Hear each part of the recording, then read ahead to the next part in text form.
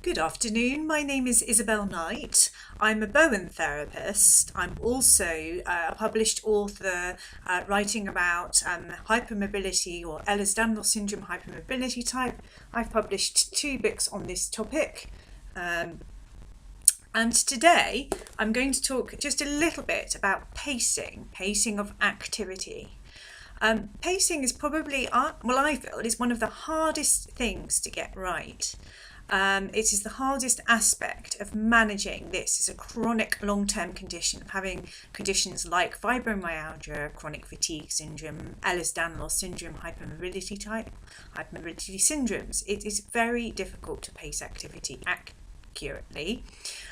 So the idea is to be doing little and often rather than be doing huge amounts and a huge surge of activity on one day and then days where you do very, very little activity. So the idea is, rather than doing a sort of a big dipper, is to be doing a sort of a more sustained wave of activity throughout the day and also throughout the week. So how can we achieve this?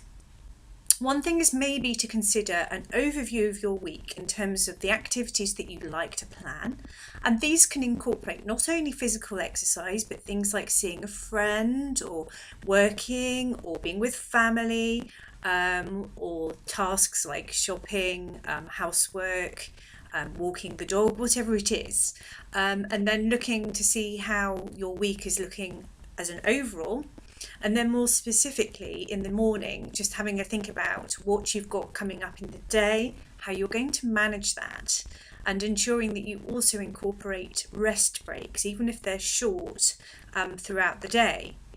Now, obviously, this may also be dependent on pain levels and pain scores, and sometimes if we're in a flare-up or in a very severe couple of days of bad pain and fatigue, then probably you want to readjust your expectations so that you're doing something, but avoiding complete disappointment, because that's probably one of the hardest things about this condition and managing these types of conditions, is that you might not have the same energy every day.